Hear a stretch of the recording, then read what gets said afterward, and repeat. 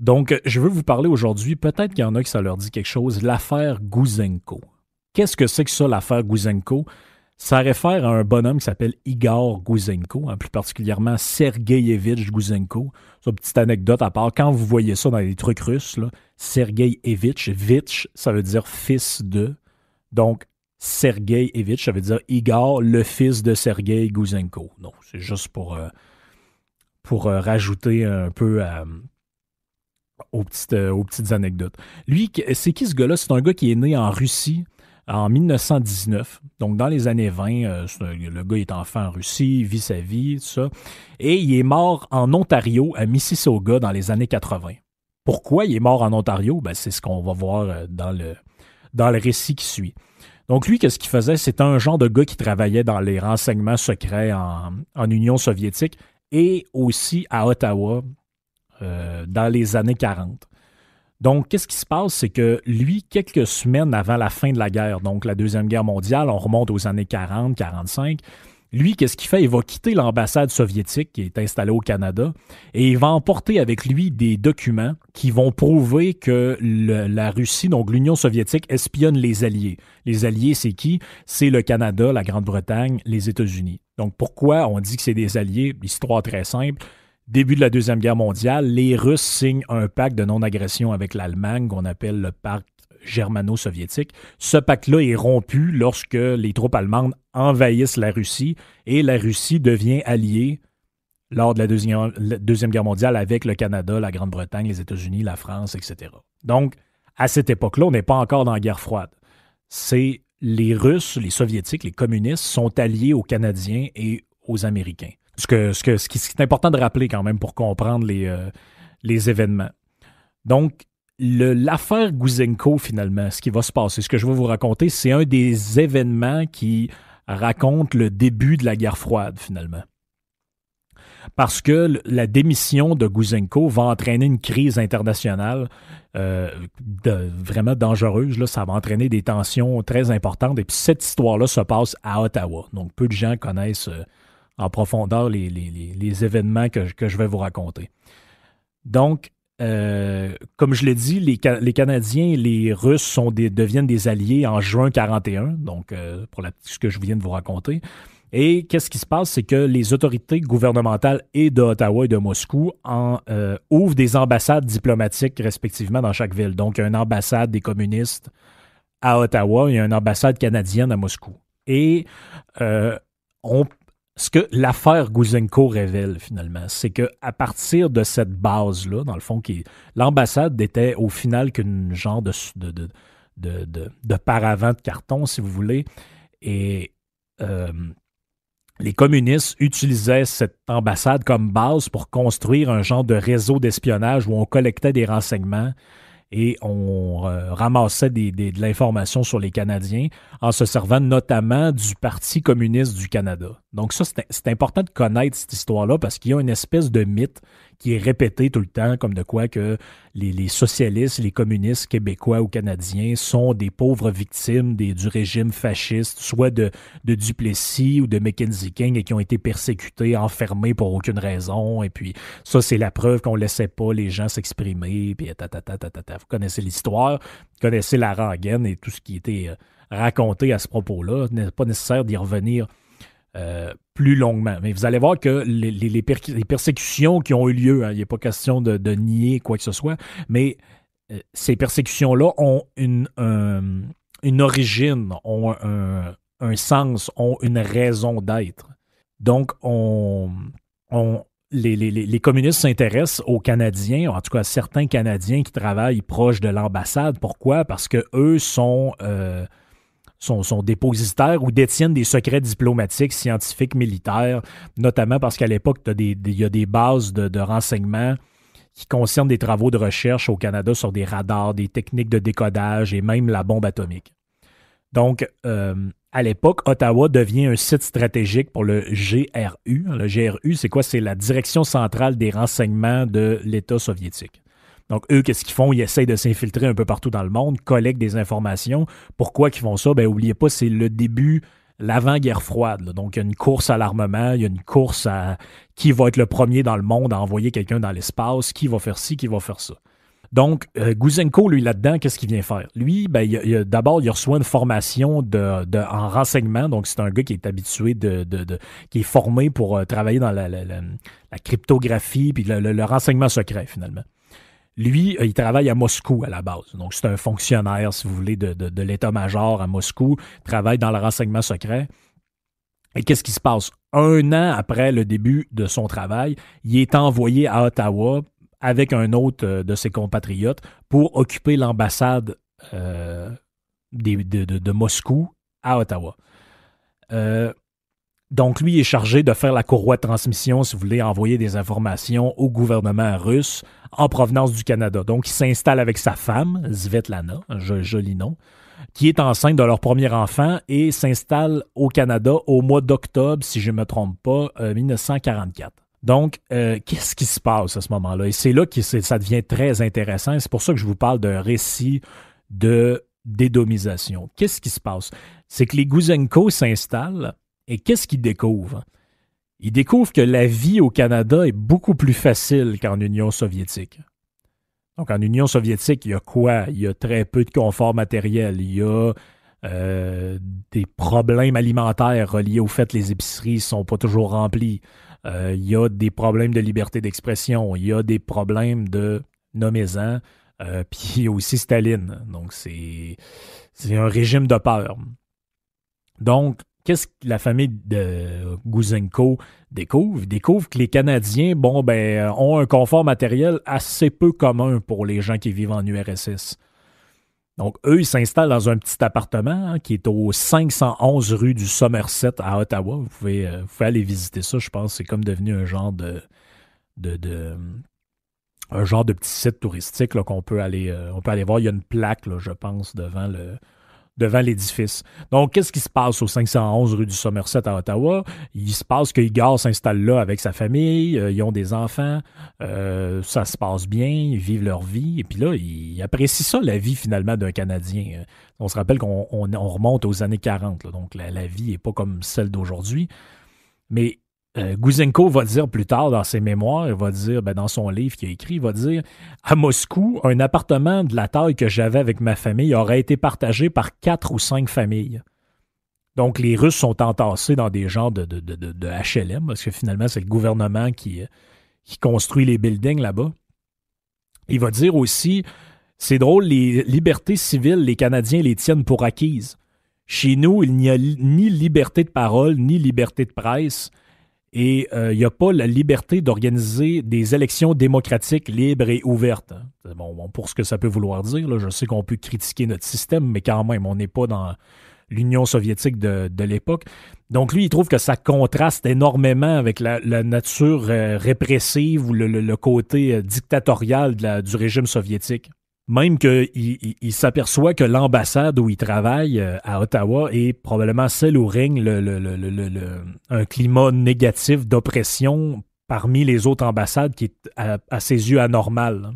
Donc, qu'est-ce qui se passe? C'est que Gouzenko, comme dans tous les régimes socialistes, en la fin de tout ça, l'effondrement, tout ça commence par l'exaspération, le côté désabusé des gens qui sont, à un moment donné, si vous voulez, découragés de vivre dans tout ça. Donc, Gouzenko, il devient désabusé de son propre gouvernement. Il apprend notamment que le GRU, là, l'organisme dont je vous ai parlé, ainsi qu'un autre organisme secret de renseignement qui s'appelle le NKVD, donc le Commissariat du Peuple aux Affaires intérieures, ça, c'est toutes des patentes soviétiques, là, le genre de FBI soviétique, si vous voulez. Donc, eux, ils utilisent l'ambassade comme un centre d'espionnage. Lui, au début, il ne sait pas ça. T'sais, il travaille là, OK, il fait de la transmission d'informations officielles, mais il s'en rend compte progressivement. Mais il garde ça pour lui, il fait ses affaires, il vit sa vie avec sa femme, profite de sa vie dans son village, dans son coin de pays à Ottawa. Il fait ses affaires, puis il essaie de profiter du confort matériel. Jusqu'au mois de septembre 1944, Nikolai Zabotin, qui est un autre fonctionnaire de l'ambassade qui a un rôle à jouer dans toute cette histoire-là, lui, c'est un autre fonctionnaire de l'ambassade à Moscou. Lui, il dit à Gouzenko, il dit là, tu vas t'en revenir à Moscou avec ta femme et ton fils. Là, ça marche plus. Là. Gouzenko, il veut pas tout y retourner parce que lui, il dit si je m'en retourne là-bas, C'est quoi qui m'attend, là? Si on apprend que finalement, le régime, je crois plus tant à ça, que j'ai fait mon travail, ouais, OK, correctement, mais j'ai pas dit tout ce que j'aurais pu dire. Lui, il pense qu'il va peut-être être envoyé dans un camp de travail ou peut-être même, qui sait, exécuté. Parce que c'est comme ça que ça se marche, là, que ça marche, les purges de Saline. Vous irez voir comment ça se passe en Union soviétique. C'est pas joli, là. Donc, lui, qu'est-ce qu'il fait? Gouzenko, il explique qu'à ce moment-là, il pense à se rebeller, il pense à... lui, il se sent loyal envers la Russie, mais pas envers le régime communiste. Finalement, il dit, la Russie, oui, c'est ma patrie, c'est mon pays, mais le régime communiste, selon moi, a trahi le peuple russe, puis il a surtout trahi ses alliés. La Russie a signé un pacte avec le Canada, des ententes. Donc, il faut que je fasse quelque chose. Et qu'est-ce qu'il décide de faire? Là, c'est là, on a l'impression qu'on est un peu dans un scénario de film, là, mais c'est la réalité telle qu'elle s'est passée. Donc, Gouzenko planifie finalement sa démission, il planifie son évasion de l'ambassade. Et qu'est-ce qu'il fait? Il prend le temps de voler et de faire des copies de 109 documents. Qu'est-ce qu'il y a dans ces 109 documents-là? Ben, peu de gens le savent réellement, mais selon ce qu'on sait, il y a là-dedans des informations qui vont intéresser les autorités canadiennes. Donc, qu'est-ce qu'il va faire sur plusieurs jours? Il quitte l'ambassade avec des copies de documents pliés qui rentrent probablement dans ses chaussures ou dans d'autres endroits plus humides du corps. Il met ça avec lui, cache ça dans ses vêtements et il se sauve avec ça jusqu'à l'année d'après, le 5 septembre 1945, où il quitte pour la dernière fois l'ambassade soviétique. Donc, ce soir-là, puis le lendemain, où il s'en va, Gouzenko, qu'est-ce qu'il essaie de faire? Il essaie de rejoindre le ministère de la Justice canadien. Là, il y a un genre de fin de non-recevoir. Finalement, il s'adresse au Ottawa Journal, qui est un quotidien de l'époque. On l'ignore un peu, on pense que c'est un genre de timbré illuminé. Ben, imaginez, là, vous pointez dans un journal, vous dites hey, « je suis un espion russe, Non, ça se peut qu'on fasse « ouais, toi, t'es peut-être plus un gars qu'on pourrait enfermer. » là. Donc, Svetlana et Igor, le couple de la famille Gouzenko, se déplacent en ville le 6 septembre, cherchent une place au créché. Ils sont remplis de documents dans un sac qui appartiennent à l'ambassade, donc ils risquent leur vie. Donc, ils vont se cacher dans l'appartement d'un voisin. Et le NKVD, là, l'organisme secret, le genre d'FBI russe, fait une descente dans le logement dans leur logement qui est situé en face, de l'autre côté de la rue. Et là, les Gouzenko sont en panique totale. Ils disent, bon, OK, on va se calmer, là. Et là, ça marche pas leur affaire parce qu'ils ont fait une demande d'asile au gouvernement canadien. Et la demande d'asile est un peu passée inaperçue, là. Donc, ils n'ont pas de réponse à ça.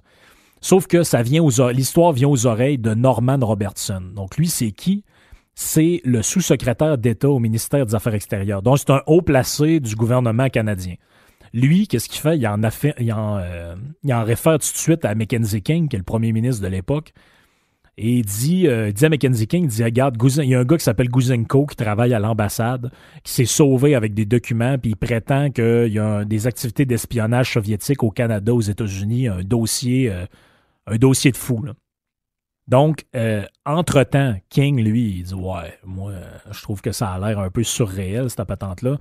Alentour de King, il y a plusieurs personnes des services secrets canadiens, dont à l'époque, tu as une patente qui s'appelle le British Security.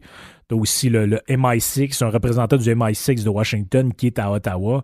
Et eux disent à Mackenzie King, non, il faut mettre la main sur ce gars-là. Si c'est vrai, on ne peut pas prendre la chance de le laisser partir, de se faire ramasser par les autorités russes. Donc, le 7 septembre, on est 2 jours après l'événement. Vous voyez que la machine, à l'époque, réagissait peut-être un peu plus vite qu'aujourd'hui.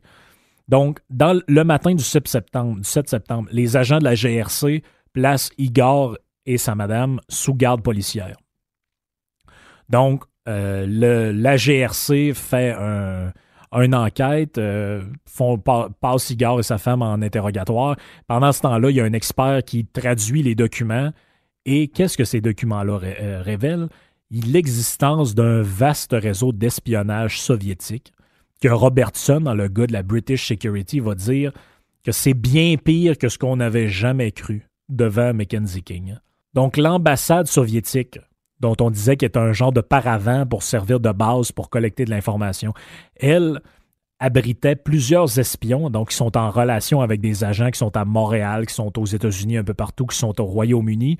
Et ces personnes-là, qu'est-ce qu'ils font? Ils fournissent à Moscou des informations classifiées qui vont des codes, un peu n'importe quoi, sur des informations secondaires, mais à des détails sur la recherche atomique qui se passe dans les pays alliés. Donc, les leaders qui sont à l'ambassade soviétique démentent l'information, disent que Gouzenko est un fou, que tout ça n'a jamais eu lieu et que s'il y a de l'information qui a été transmise, c'était de l'information non importante. Mais entre-temps, pour protéger la famille Gouzenko, on les envoie au camp X. Donc, le camp X, c'est quoi? C'est un genre de camp où on mettait...